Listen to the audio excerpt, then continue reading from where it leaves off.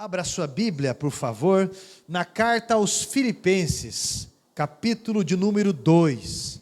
Lá no Novo Testamento, carta aos Filipenses, capítulo de número 2.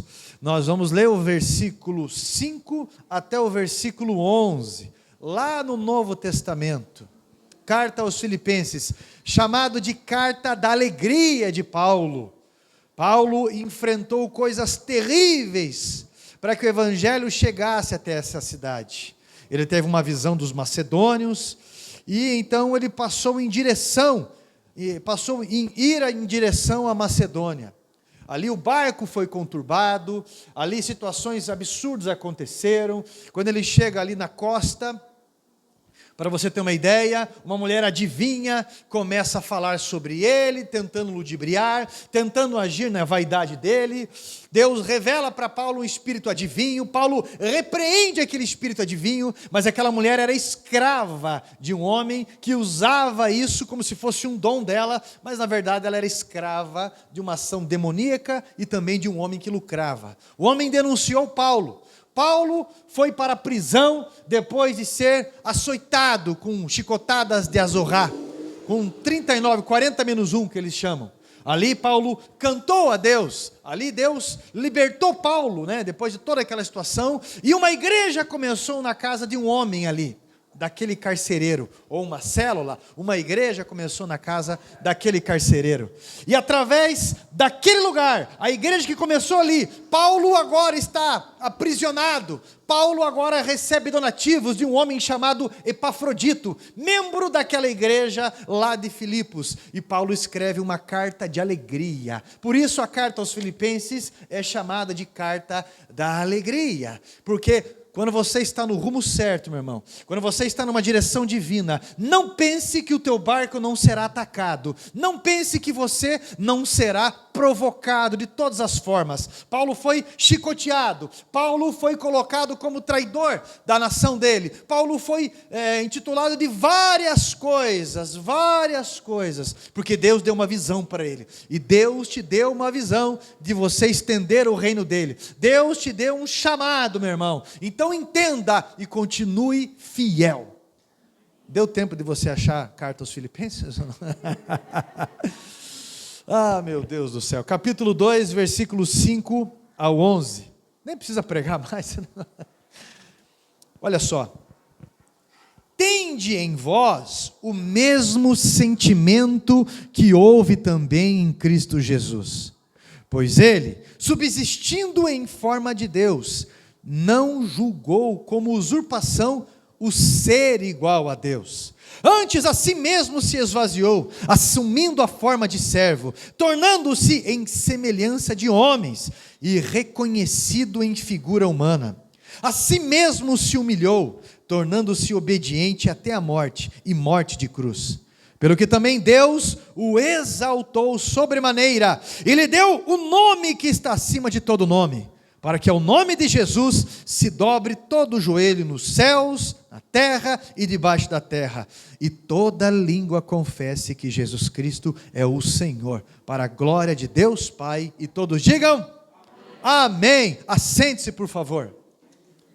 Nós estamos aí no quarto dia, na quarta terça-feira dessa nossa campanha Atravessando o Jordão, onde nós saímos de 40 anos de deserto, atravessamos um rio para uma nova fase, uma fase de conquistas de terra prometida, uma trajetória que nós não deixaremos de ter batalhas.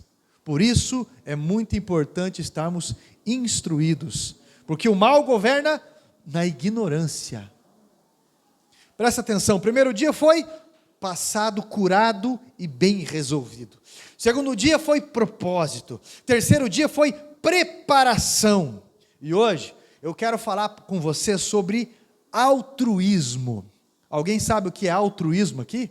O pastor está falando em mistério, está falando em língua. Para você conquistar as promessas de Deus, o altruísmo não vai poder se afastar dos princípios das suas decisões. O que eu li aqui, do capítulo 2, o versículo 5 até o 11, vai falar exatamente sobre altruísmo. É muito importante isso. Presta bem atenção, porque tudo que eu vou falar tem a ver com isso.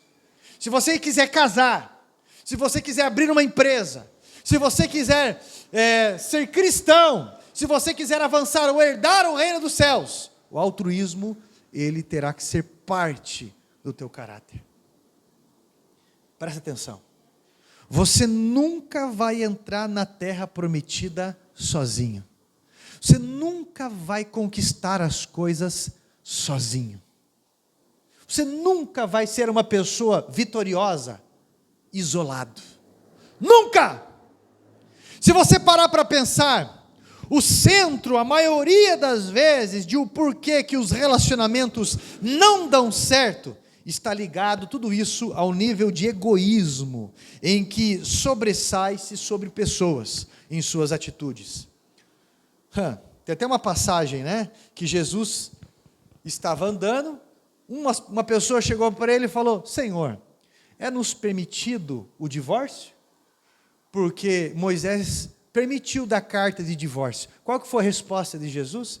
Moisés permitiu, porque o coração de vocês era muito duro, não tem perdão, o que dita a regra é o orgulho, aí não tem como pessoas conviver mesmo, não tem. O problema do ser humano foi e é relacionamento, e se não conseguir se relacionar com Deus de verdade, com o próximo, é que isso não vai acontecer. Muitas pessoas não alcançam os seus alvos por limitação dos seus relacionamentos. Eu lembro de um homem que vinha aqui na igreja e ele contou várias histórias, mas são só histórias de fracasso dele. Ele contava sempre de uma forma dando risada. Acabei até internando ele numa casa de recuperação de novo.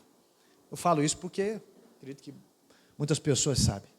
E ele falou que tinha um menino na escola, que ele vivia batendo no menino para pegar o lanche dele. E eles cresceram, uma cidade pequena, e ele continuou fazendo a mesma pressão na cabeça do menino, na adolescência, na juventude, e beleza. Aconteceu que um dia, ele foi pego dentro de uma residência, roubando a residência. E foi para a cadeia. Quando teve o julgamento dele, quem que era o juiz? Exatamente aquele menino que ele oprimia na escola, que ele roubava o lanche e que ele fazia tudo aquilo. O rapaz foi o juiz dele. A Bíblia diz que com a mesma medida em que medimos, com a mesma medida em que julgarmos, da mesma forma que a gente ajuda pessoas, seremos ajudados. Da mesma forma que somos pacientes e que temos uma vida voluntária, ou seja o que for, da mesma forma, quem é o nosso compensador, aquele que nos indeniza, é Cristo. É Cristo que faz isso. Meu irmão, se a pessoa não entender o que é altruísmo, ela nunca vai conseguir se relacionar de uma forma saudável. Ela não vai conseguir avançar na vida. Eu lembro quando nós estávamos tentando transferir o terreno da igreja para o nome da igreja. Eu fiquei numa luta de 3 meses, mesmo fazendo tudo correto, tudo correto. O que acontece dentro da Quadrangular? A Quadrangular é uma instituição ótima, mas quando alcança um nível nacional, só em Curitiba tem 156 templos. Para você ter uma ideia, tem mais algumas congregações ainda que estão sendo registradas, para você ter uma ideia. Mas eu estou falando do nacional, olha quanta gente, pelo amor de Deus.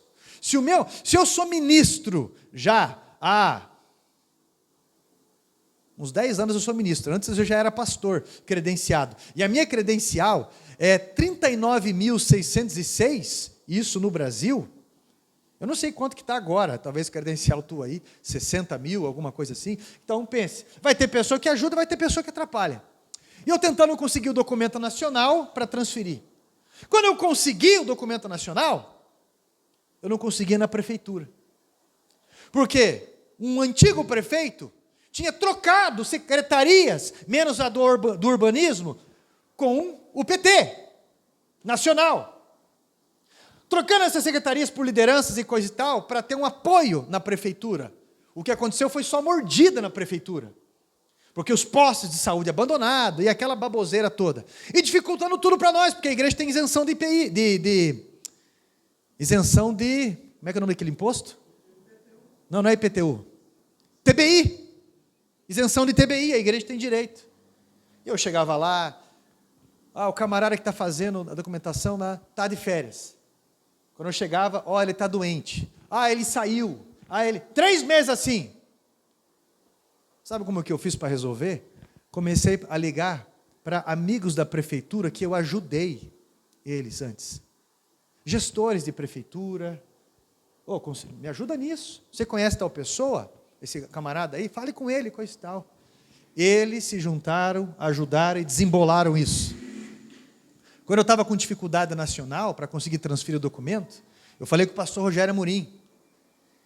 E ele também estava com dificuldade de conseguir a documentação nacional para isso. Sabe o que ele fez? As amizades que ele tem lá na Boca Bendita, ele falou com o dono de um cartório que é muito amigo dele. E o dono do cartório fez de cartório para cartório. Tem muita gente que não consegue avançar na vida porque não consegue se relacionar. Não consegue ter amizades duradouras.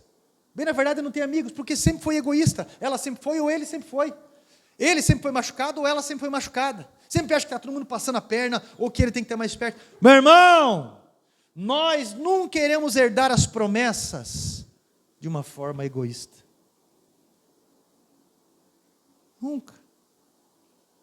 Meu irmão, é isso que detém e impede muito casamento de ir para frente, namoro, e em qualquer relacionamento, seja entre pais e filhos, patrões e empregados, vizinhos, prestadores de serviço, clientes, a falta de empatia, a falta de noção dentro de si, trará comportamentos fechados, desonestos, sem consideração devida e, por fim, caos, que leva à distância.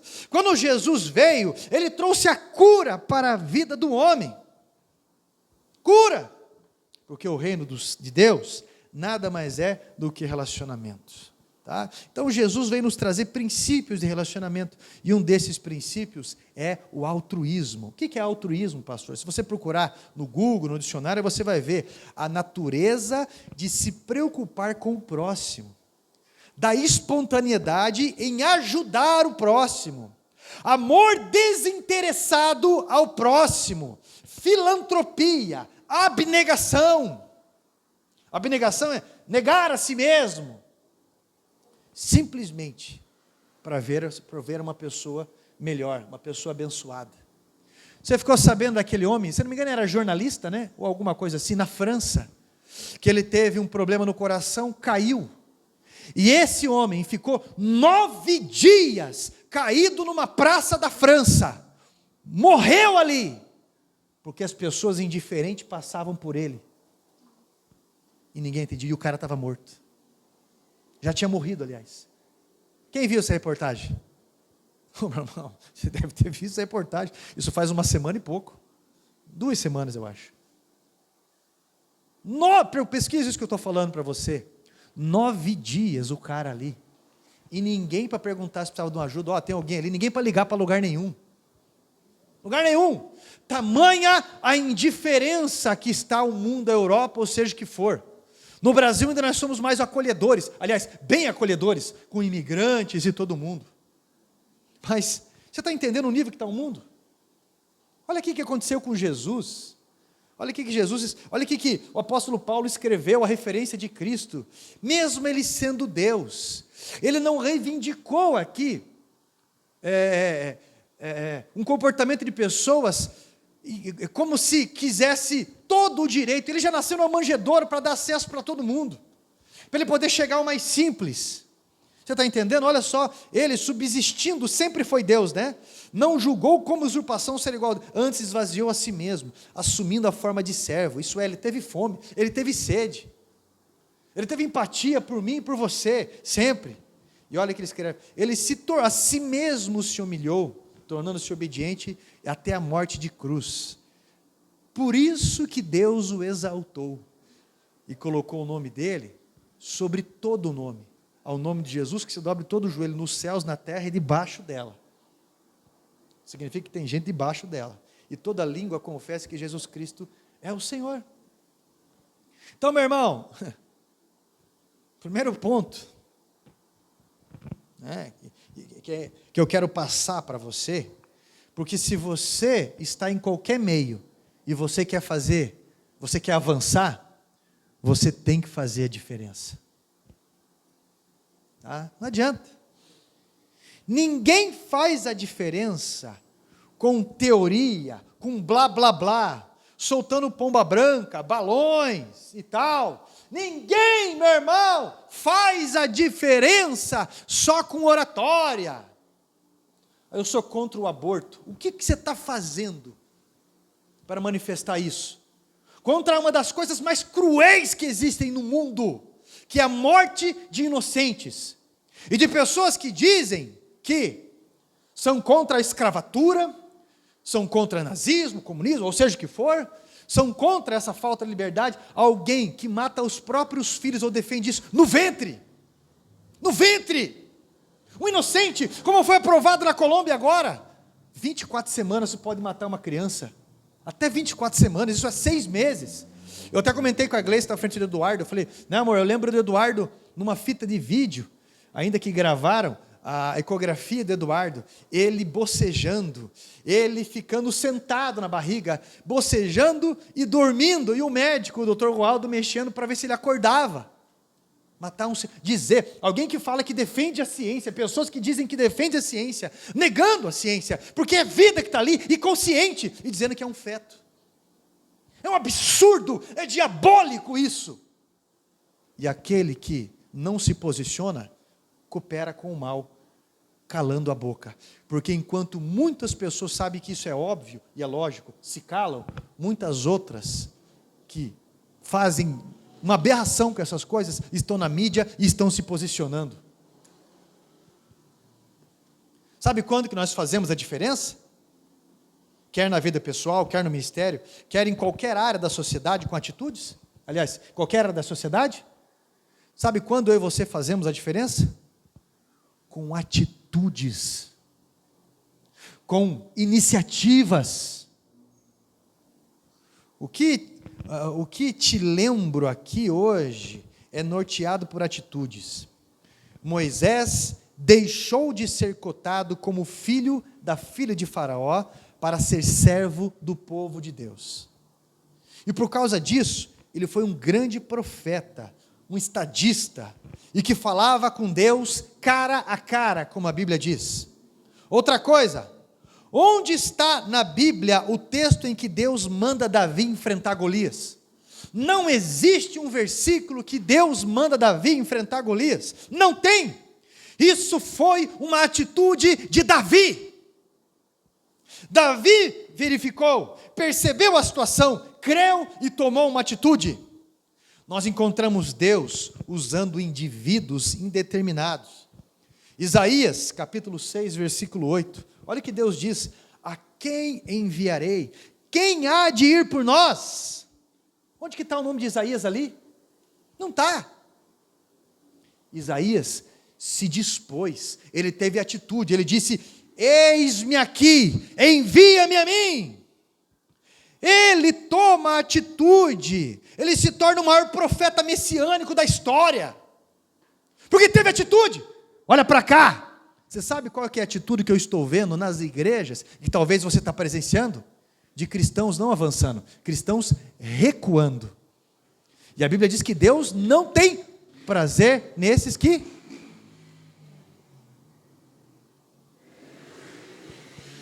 Deus está nos provocando a sair da zona de conforto. E no texto que lemos, observamos as atitudes de Jesus que fazem com que Ele tenha o nome acima de todo nome, digno de todo joelho se dobrar perante Ele, e que toda língua confesse que Ele é Senhor. Isso é, essa atitude de confiança a Deus faz toda a diferença.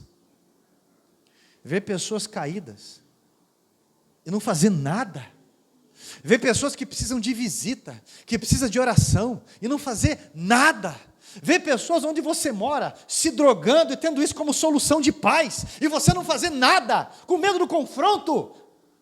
Isso não é a atitude do Espírito Santo que mora em você e em mim.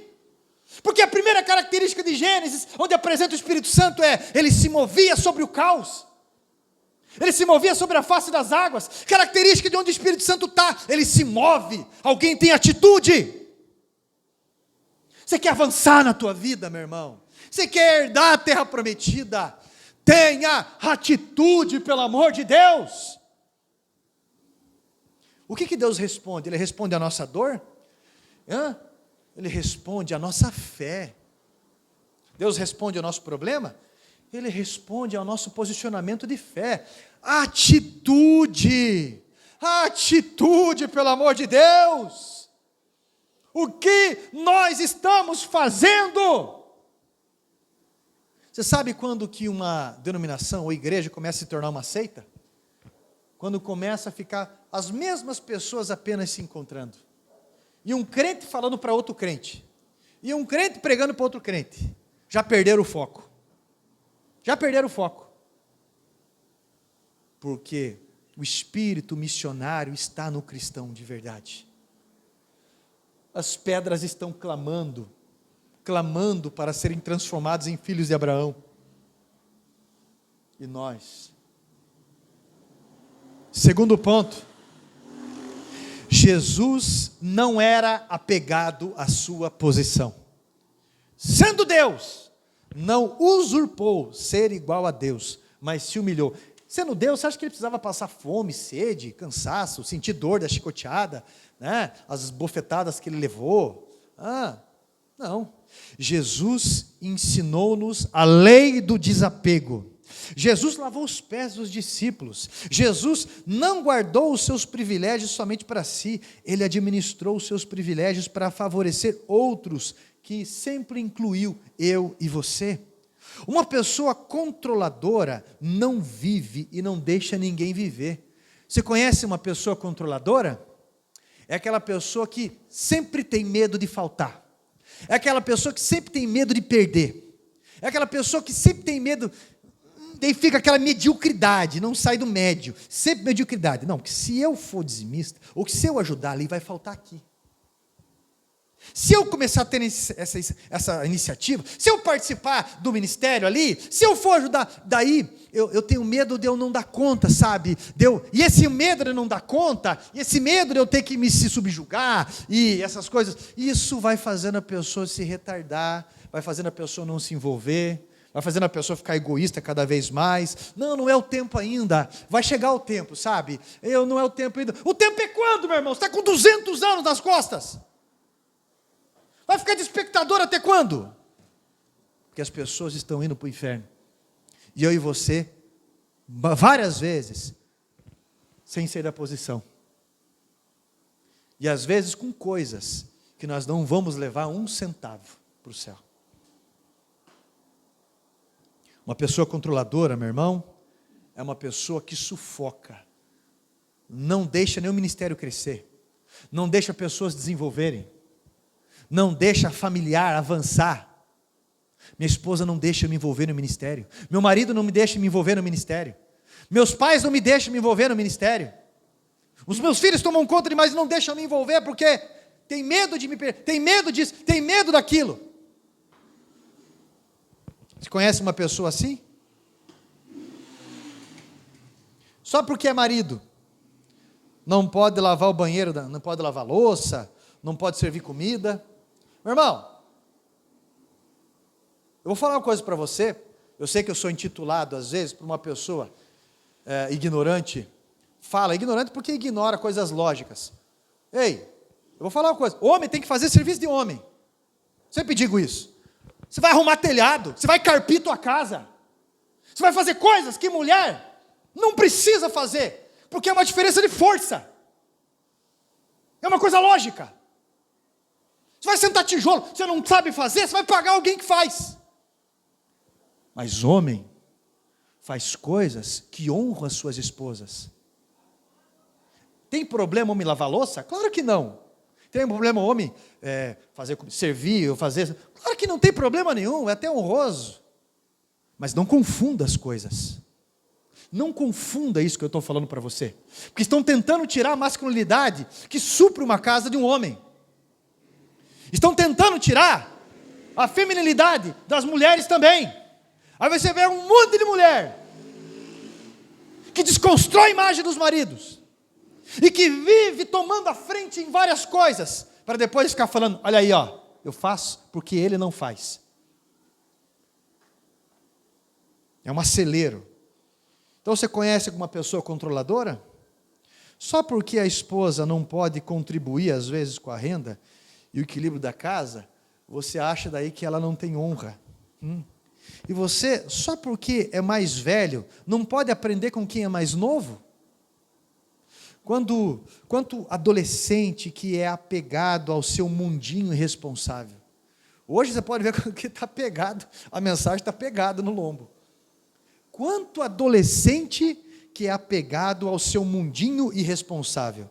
1 hora de banho, joguinho virtual o dia inteiro, troca a noite pelo dia, com futilidade. Escute.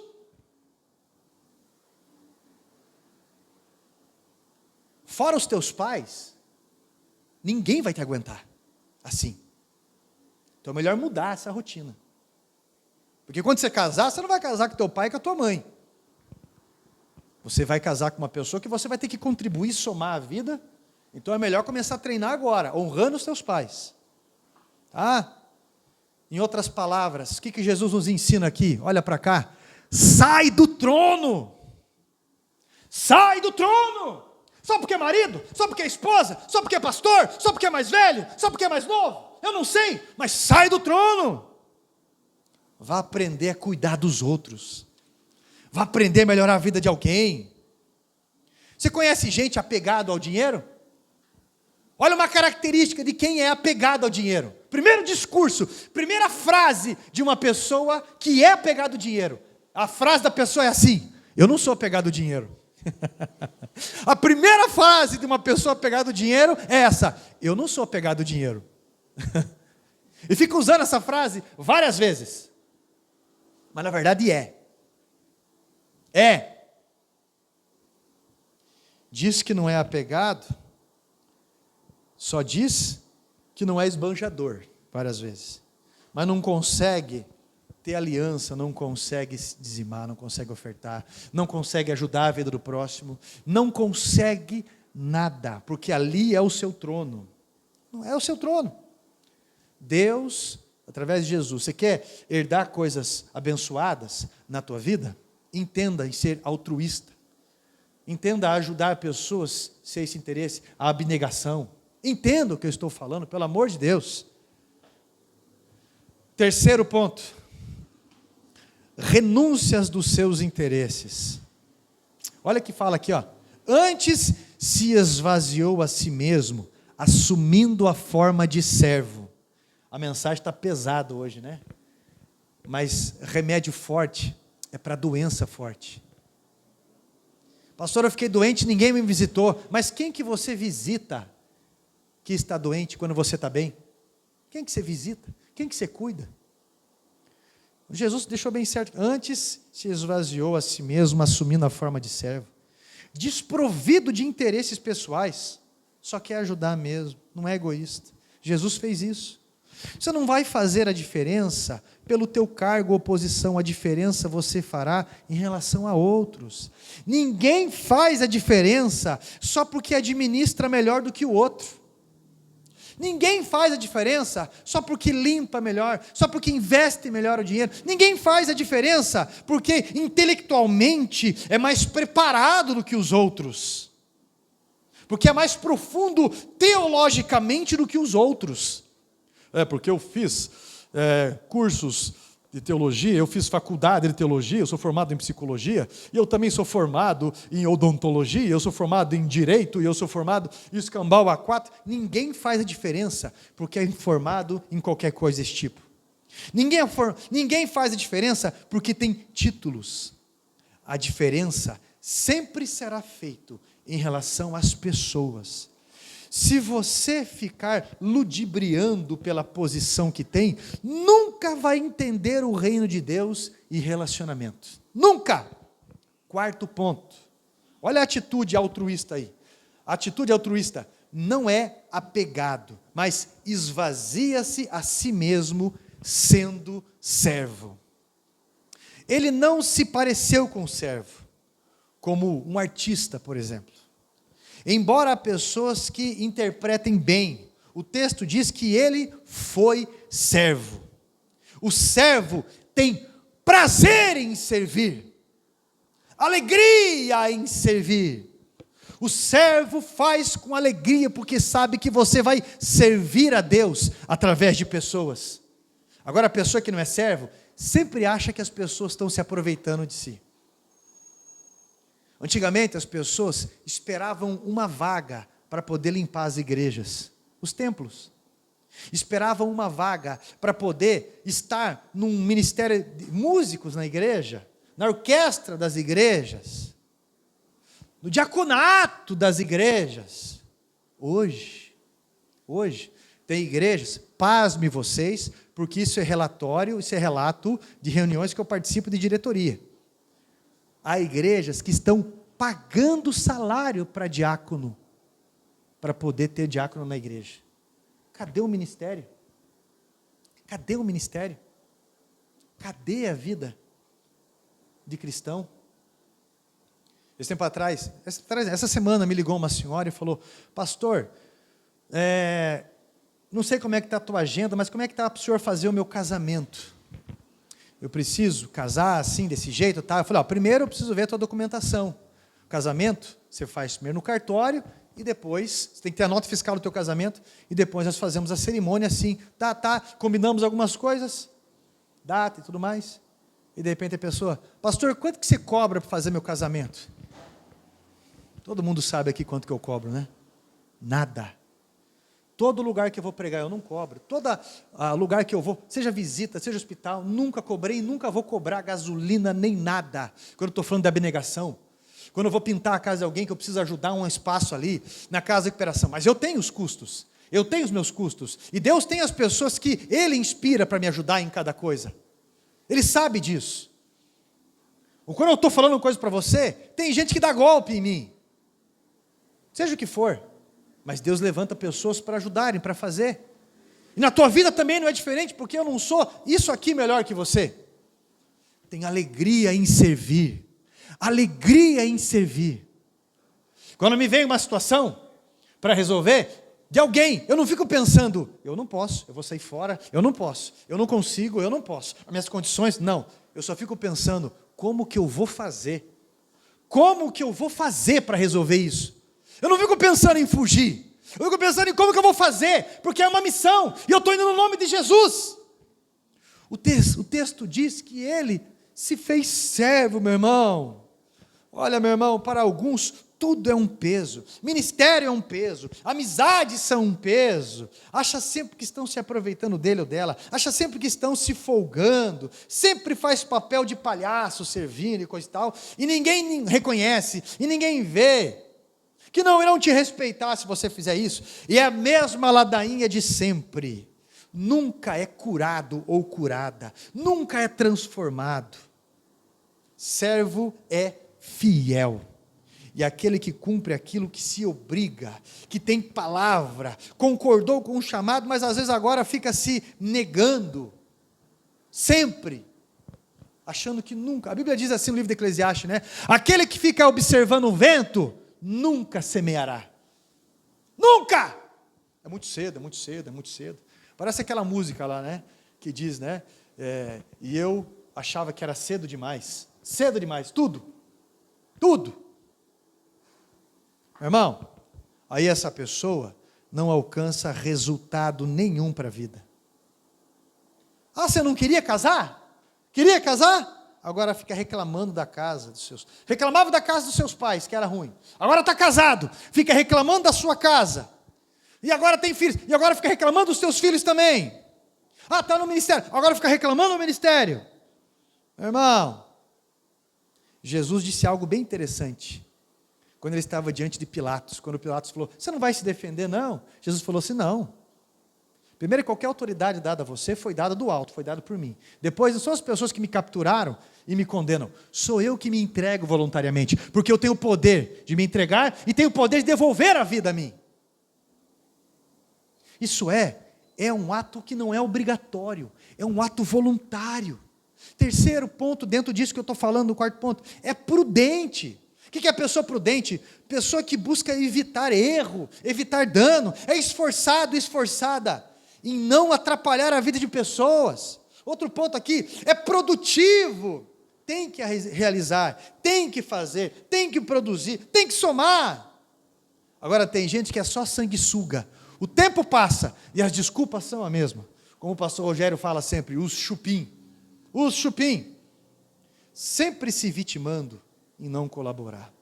O fato de pessoas te carregarem no colo, em algum tempo, um grupo carregar você no colo um tempo, faz parte da nossa vida. Deus faz isso com todos nós. Agora, viver assim, pelo amor de Deus, aquele que sempre apresenta desculpas e autocomiseração, é que você não sabe do meu passado, você não sabe o que as pessoas fazem comigo, você não sabe da minha família, é que você não sabe das minhas limitações, é que você não sabe, você também não sabe da vida de outros, você só olha para a tua vida. Outro ponto, o servo mesmo tem qualidade no que faz. Sabe aquela pessoa que falou assim, amor, esse ventilador aí não tem hélice, né? Eu fiquei guardando porque fiquei esperando achar num ferro velho. Mas já que não está funcionando, não tem hélice, vamos mandar para o bazar da igreja? Já viu isso aí? Aquelas pessoas que, já que não presta, vamos dar para o outro. O que eu estou falando, às vezes, tem coisas que não servem para você. Está em ótimo estado e pode servir para uma outra pessoa. É diferente daquilo que não presta. Diferente daquilo que não presta. Agora, o servo mesmo, ele tem qualidade no que faz. É atencioso. O servo é atencioso. O servo é higiênico. Conhece aquele servo que é porco? O servo mesmo é higiênico. Não higiênico só consigo mesmo, mas higiênico naquilo que faz. Aí você pega aqueles eletricistas que ficam deixando o cabo, sacola que abre, rasga e pega a embalagem. Você pega aqueles pedreiros que deixam uma porquice e toma coca e joga o litro aí no meio. Você pega aqueles marceneiros mesmo que deixam o serviço uma porcaria. Aquele serralheiro que, meu Deus do céu, tudo. Pega aqueles pastores, meu irmão, e quando abre a boca para orar, sai um demônio da boca. Falta aquele ralo da tia que inventou, sabe? Quando levanta assim o braço, aqui embaixo também, tem um demônio ali. Porque a higiene é terrível, seja o que for. Servos, de verdade, são atenciosos, são higiênicos. E outra coisa, caprichosos no horário. Quando eu fico me atrasando, eu estou dizendo para você que você não importa para mim. Você conhece aquela pessoa que tem o vício de se atrasar em tudo? Então, quando eu fico me atrasando, estou dizendo para você que o meu tempo é mais precioso que o teu, que se você quiser, você que me espere. Pode acontecer uma situação ou outra da gente se atrasar, de qualquer um de nós. Eu estou dizendo que tem esse hábito. Tá? Então, presta atenção. O servo mesmo é agradável. O servo é uma pessoa agradável. Você conhece pessoa pesada em tudo que vai fazer? Tudo é um peso? Tudo que vai contar? Ei, eu falo isso para você porque eu procuro ficar me enxergando. Eu chego num velório e eu tenho que conduzir aquele ambiente. Todo lugar que eu chego, eu tenho que conduzir o ambiente. Por isso eu sempre brinco muito, por isso eu sempre tenho que ficar ouvindo. Agora tem gente que tudo que vai fazer. Se as pessoas estão na cozinha, está aqui, no diácono, está na igreja, vai fazer oração. Vamos lá, né? É o tal do Tomé. Vamos lá para morrer com ele. Sempre assim, sempre pesado. Meu irmão, o servo mesmo, alguns não entendem, né? Alguns não entendem por que ninguém contrata o seu trabalho. Porque às vezes está sendo uma pessoa muito falta de qualidade de servo. Quem que não precisa de profissional hoje? Quem que não precisa de um prestador de serviço hoje de qualidade? Quem que não precisa? Meu irmão. Mas tem aquele profissional que sempre fica deixando rabinho em tudo que faz. Fez um móvel sob medida, faltou a fita aqui, faltou o parafuso ali. faltou a solda ali, e aquele canto que vou precisar lixar de novo e pintar, faltou, e não volta, não volta. Em tudo, fica deixando o rabinho que vai fazer. Tudo. O servo de verdade aprende a sofrer, até a sofrer com qualidade. Porque não é qualquer coisa que faz ele ou ela abandonar. Não é qualquer coisa. O pastor pregou uma hora, mas ele disse uma frase que não me agradou. Não volto mais para a igreja.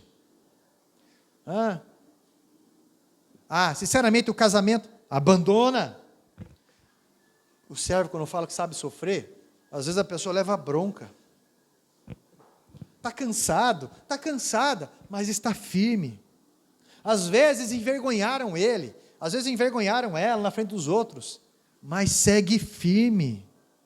O servo de verdade trabalha além. Geralmente, aqui no culto, eu que chego primeiro, geralmente, abro a igreja, e geralmente sou eu que fecho. E ainda reviso tudo. Geralmente. Quando eu falo trabalho além, faz o serviço com excelência, meu irmão. Seja o que você... Às vezes eu fico horas e dias para preparar uma mensagem, lendo livros, estudando, orando, vendo várias áreas. Você quer fazer a diferença no meio onde você está? Aprenda com Jesus sobre essas características. Seja altruísta. E você vai ver que o que está ao seu redor vai mudar. Tem muita gente iludida sobre o que é ser pastor e desejando ser.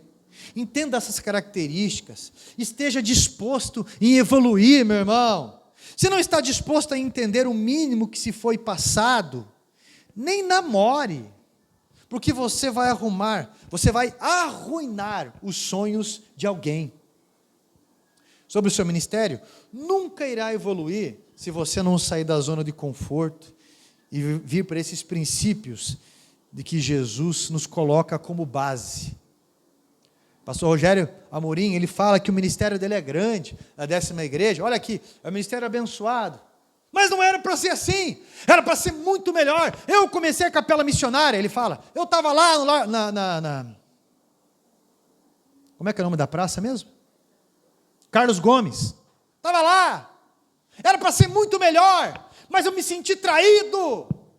Vendi telefone, vendi casa, abandonei tudo e fui lá para Londrina. Perdi tempo, não batizei uma pessoa lá. O pastor Jurandir morou lá, né, em Baiti, batizou 200 pessoas lá. Mas você está entendendo a diferença? E ele falou assim, é uma bênção aqui, e tudo mais, e blá blá blá. Mas ele falou sobre a importância de você aprender a sofrer, de você aprender a não abandonar, de você aprender a ter honra, de você aprender a resistir, de você aprender a olhar lá na frente. Desça alguns degraus para entender o que Jesus está te falando. Então você entenderá quando Jesus fala sobre os pequeninos, os pequenos que entendem o que os grandes não entendem. Sobre o caminho da cruz, sobre a nobreza dos céus. Jesus, ele nos ama sim, mas para levarmos o amor dele, nós precisamos de uma disponibilidade muito maior. Porque você foi criado para servir e fazer o melhor nesse chamado. Tem gente gemendo ao nosso redor, e nós não fazemos um pequeno convite às vezes, que é ir numa igreja escutar uma mensagem. É muito egoísmo conhecer Jesus e não falar dele para as pessoas. É muita cegueira, demais, ver pessoas sofrendo, falando para a gente que estão sofrendo, e não temos a iniciativa de colocar a mão no ombro e falar, deixa eu fazer uma oração por você aqui. É muita cegueira. Você nunca vai entrar na terra prometida sozinho, então aprenda a se relacionar como Jesus ensina, porque você não vence batalhas sozinho. Porque se você deixar buracos por onde passou, eles te alcançarão e se tornarão verdadeiras armadilhas para você. Se você serve a Deus, com certeza você vai servir a Deus através de pessoas. Tem muitas pessoas que já me ajudaram na vida e foram intituladas de puxa-saco.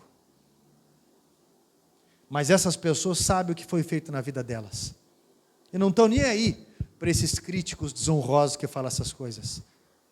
Porque uma hora cai nessa maturidade cristã. Porque eu sempre... Não tem uma pessoa que me ligue que eu não atenda. Que me peça ajuda que eu não vou atrás. Para ajudar. Para colocar as coisas, para tentar organizar. Não tem uma pessoa que pede oração ou para ir a algum lugar que eu não vou fazer. Eu tenho essa disposição. E Deus também colocou pessoas na minha vida para isso. E que eu tenho muita honra e alegria e não me aproveito de ninguém. Agora, meu irmão, entenda que Deus está chamando você para sair da zona de conforto. Pare de acusar pessoas ao redor. Porque nós estamos vivendo exatamente aquilo que nós plantamos. Exatamente o resultado da nossa vida. Deus está falando de honra. Deus está nos falando de altruísmo. Precisamos sair do trono.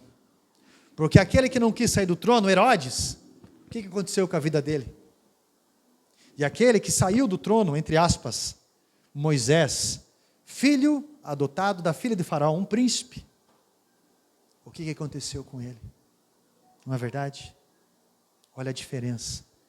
Você acha que você vai esperar até o ano que vem para você assumir uma postura? E aí? Deus está chamando a gente para mudar essa realidade.